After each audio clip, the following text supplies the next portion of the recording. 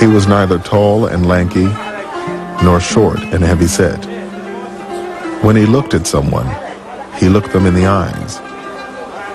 He was the most generous-hearted of men, the most truthful of them in speech, the most mild-tempered of them, and the noblest of them in lineage. Anyone who would describe him would say, "I never saw before or after him the like of him." Muhammad, described by a contemporary. Muhammad was a man who faced an absolutely hopeless situation.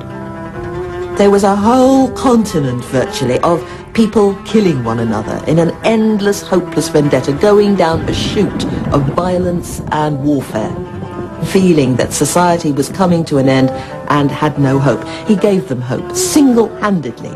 In a space of 23 years, he brought peace and new hope to Arabia and a new beacon for the world. Islam, the religion Muhammad first brought to Arabia, now claims 1.2 billion followers around the world.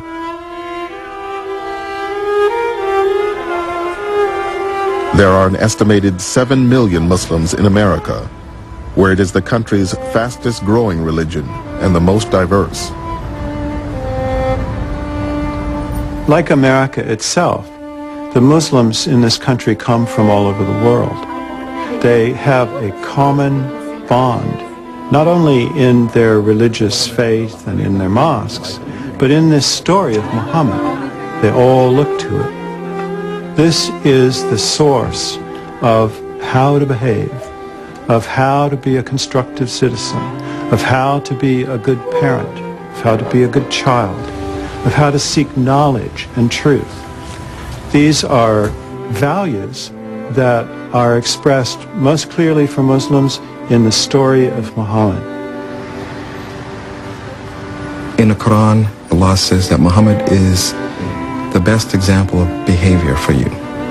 And that's what he is, the guide for the way we deal with each other, and when we're in a position of authority, how we attempt to implement justice and law.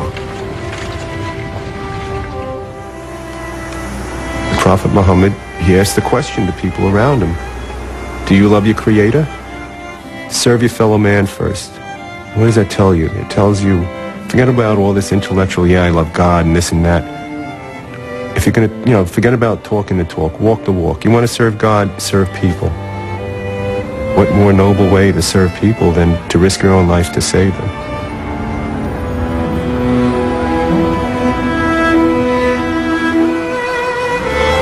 September 11th has changed the whole world, and it has also put the Muslim community in the spotlight. How about the dove installation? Muslims have a lot of hostility being hurled at them.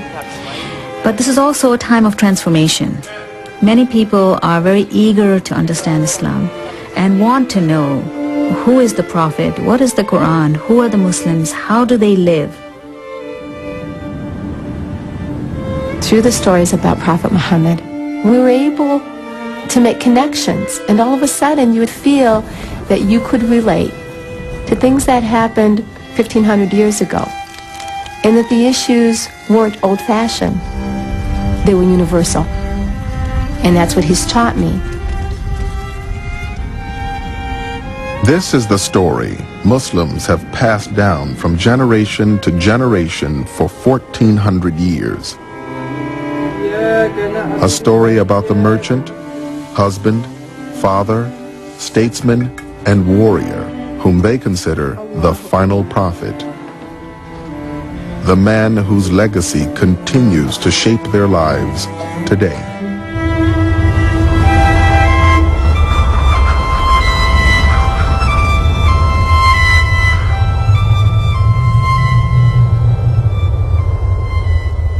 The life of Muhammad is, even in its details, probably better known than any other major religious figure before modern times. His followers made careful efforts to record memories that they had of things that he had said and things that he had done.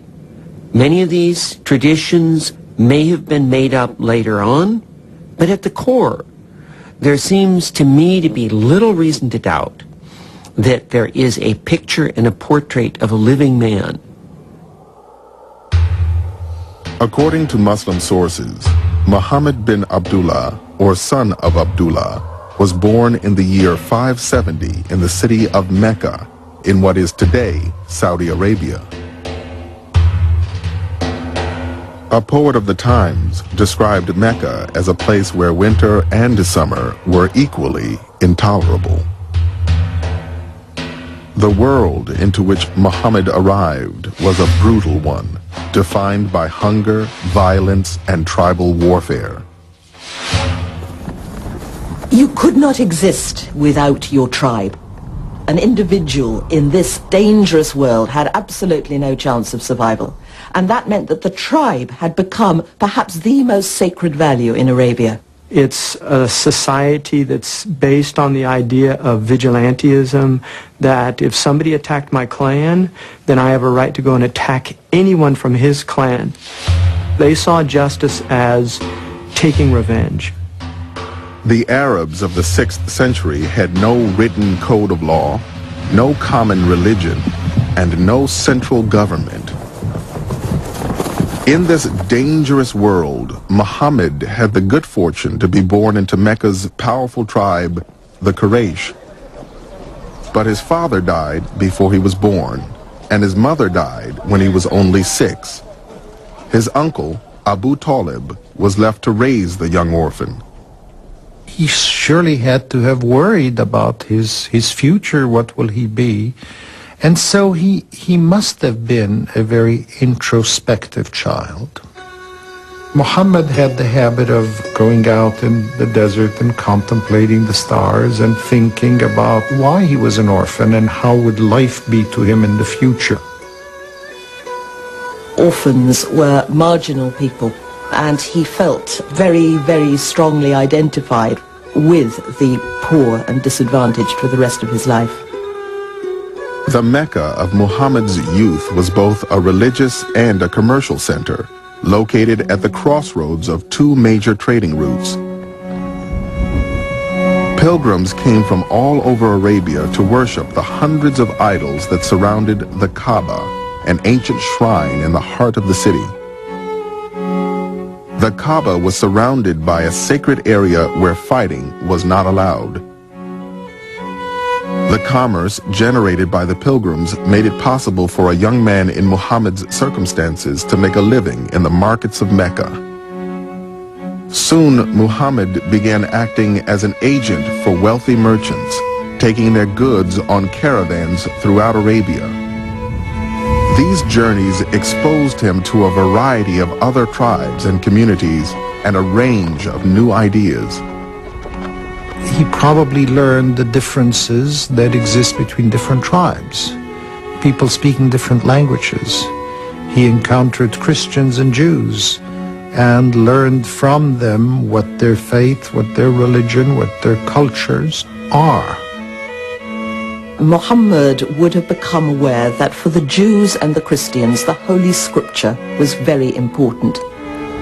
Both got scriptures in which God had sent a sacred message to prophets. And this was a way in which people could relate to the divine.